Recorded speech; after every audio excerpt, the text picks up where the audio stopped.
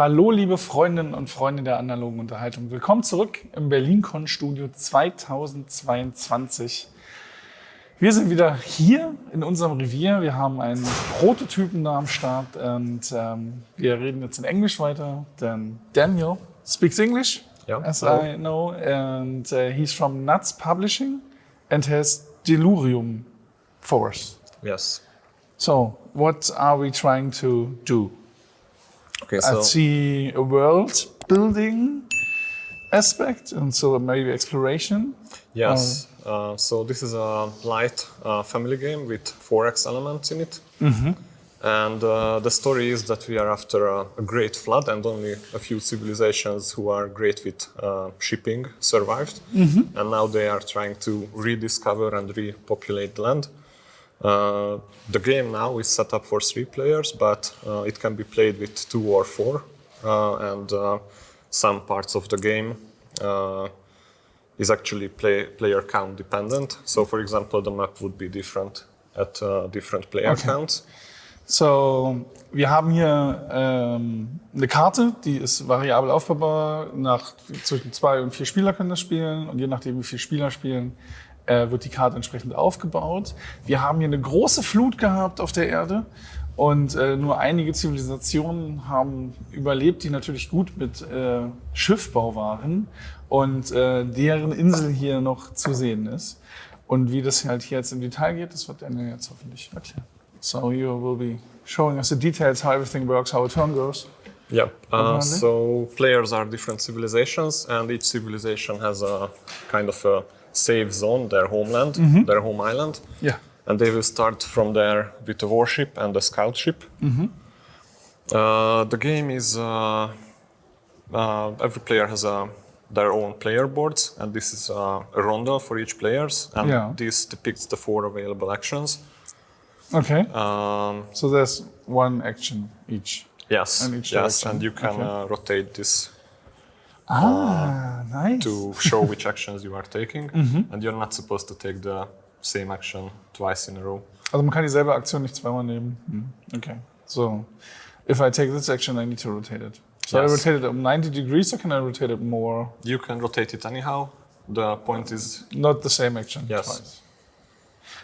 Okay. So what options do we have? How does a turn go on the Diluvium? Diluvium. So it's okay. Diluvium. Yeah. I think the title is a reference to like the biblical flood somehow. Okay. So the first available action is exploration, and starting from the middle of the board, you can move one of your ships up to 2 spaces, starting from your home island. And if you want to move more, then you can pay food. As you can see, we have 3 resources in the game in the yellow trays. Yeah. These 3? Yeah. Yes. So this is jewelry? Or? Yes, treasure, food, and weapons. And weapons, okay. Yes, and actually the number of resources is also player count dependent. So they're limited? Yes, and actually that's how we know the game ends, when one of the resources has run out. Okay, if one of the resources depleted, the game ends. Also wenn einmal hier einer dieser 3 Ressourcen Haufen oder Vorräte leer ist, wird das Spiel beendet. Und jede Runde suchen wir uns eine Aktion aus. Wir haben hier oben die Exploration-Phase, die hatten wir gerade besprochen. Dann können wir ein Schiff 2 Felder bewegen. So what happens if you move a ship to spaces? What is 2 spaces? Yeah, so 1 space, 2 space in any direction. The blue tiles are already visible ocean tiles, and here at the border, they are undiscovered yet, but you can also move there if you want, if you pay the prices for exploration. It also takes food, 1 or 2. So you need to pay your explorers. Yes. So get into the rough waters. Yes. So you pay 1 food here, and you can flip this tile. For example. What happens then if I move there? Yeah. So once you have moved somewhere, you can put a cube down from your ronda. From come back from your movement board. Yes, and you always have to start from the left, and you can put your cube to one of the slots. Slots on the map. The tiles are randomized a bit, so here you can see the similar stuff. Yeah. If you put it on a gold, then you get money. And actually the aim of the game is to have the most money by the end. Das meiste Geld gewinnt. So the most money wins. Yes. So if you put it on a coin, it's pretty straightforward. You get 1 coin or 2 coins. Okay. Here's, for example. What does if I put it on a can? That is basically the right to place settlers somewhere, Okay. because that's the next available action in the circle. But when you put down a tent, you can put a cube on the tent. You can put one of your meeples at one of the available spots on that. On the tile there, on one of Yes. the islands? Okay. Yes, yeah. For example, here I put a cube on the tent. Yeah. I can put my meeple there, and I will get the resource from the. That's a resource on it. Yeah, nice. Yeah. So whenever you put a settler down, you immediately get the resource, Okay. and you also get money from the uncovered spots on your board. When does it happen? Whenever you place down a cube, you get the resource or bonus for whatever is depicted on the tile, plus whatever gold is depicted here. Nice. So if I put this on gold, I get actually 2 gold. Because, Yes. Okay.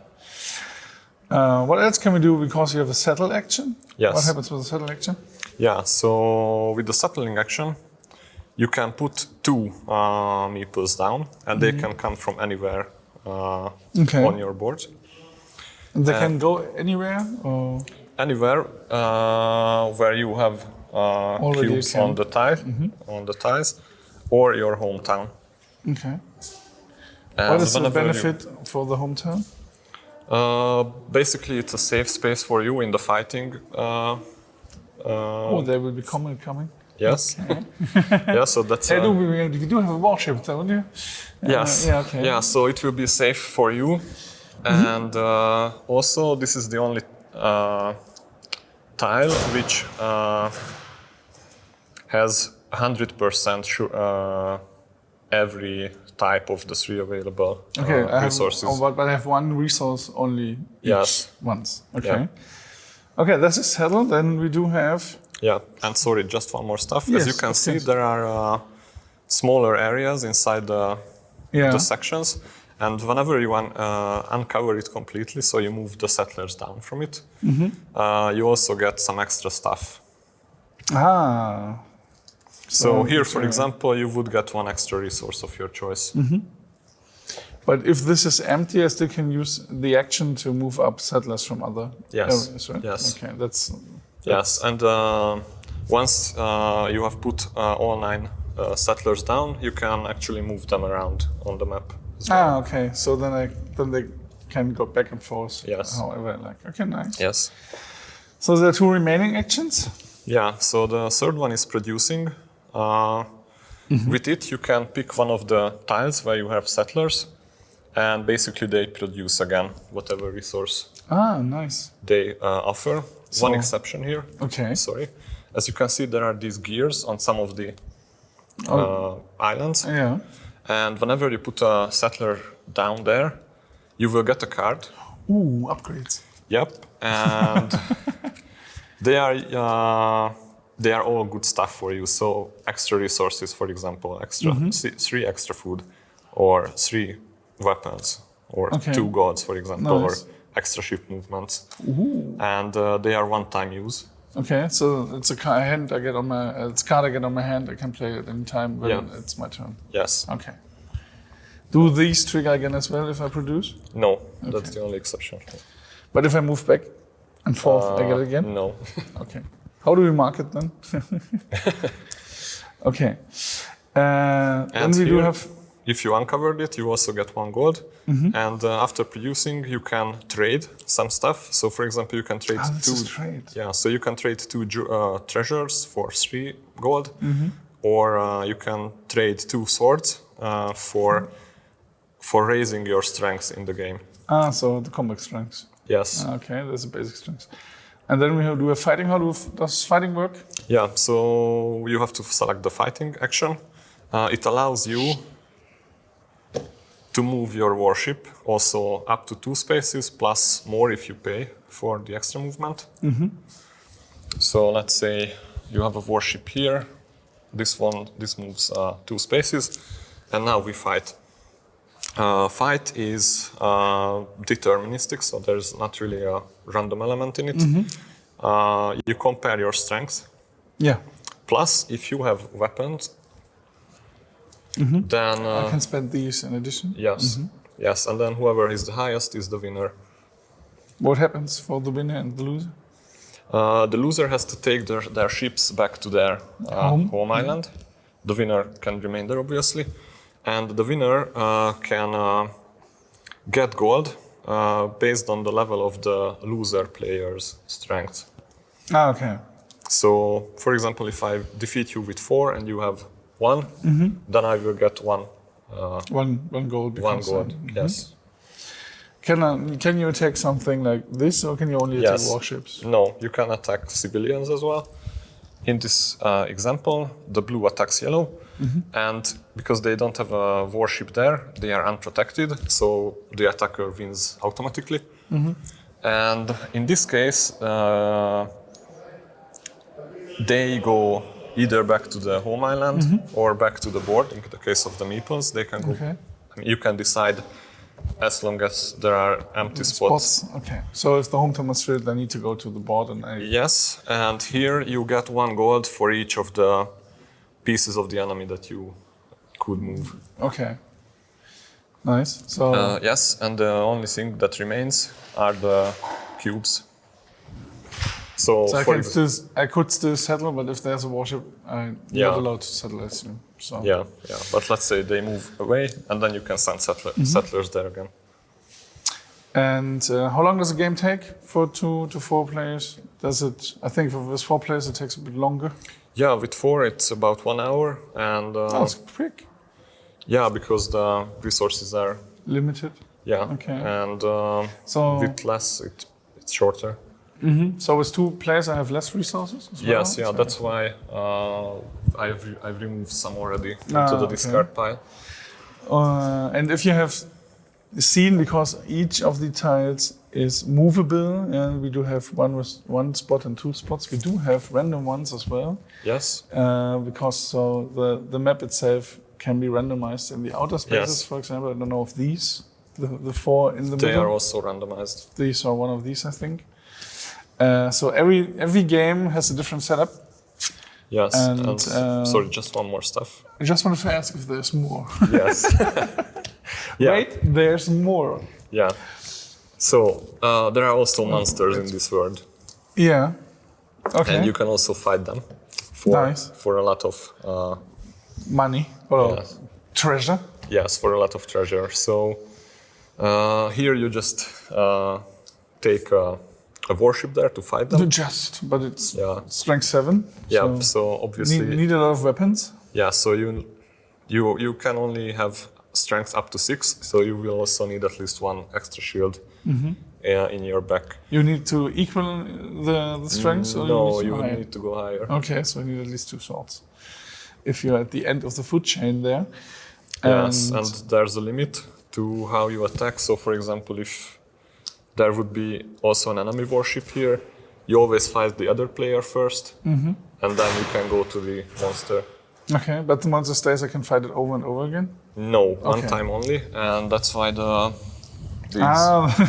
skulls are there. Yeah, so if you've defeated the monster, then you cover it. Cover it, yes. Only this slot remains then, or? Yeah, this is just a slot for putting your cube down. Yeah.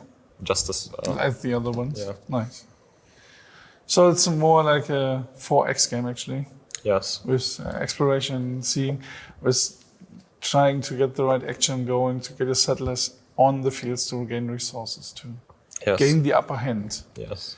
So, how can we expect? How is the plans for the prototype going forward?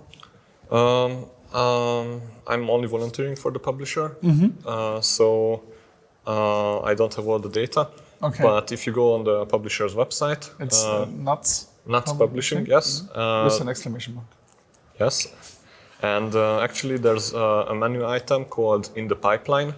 Okay. And there you will see all the information available for upcoming games. Oh. And as far as I know, this is coming out in retail early next year. Early next year. So we look forward to that. All the best. Thanks for being here and explaining it. Anything you want to add? No, thank you. You're very welcome. Und ich sage auch vielen Dank an euch, dass ihr zugeschaut habt. Wie gesagt, wenn ihr Fragen habt, könnt ihr noch auf Nuts Publishing schauen, wie weit es denn ist. Und da könnt ihr auch eure Fragen loswerden. Ansonsten sage ich vielen Dank fürs Zuschauen. Ihr könnt ja noch andere Videos klicken, die wir haben, weil wir haben ja doch das eine oder andere aufgenommen. Ansonsten sage ich auf Wiedersehen. Daniel, schön. Thanks for being here. And ciao. Ciao.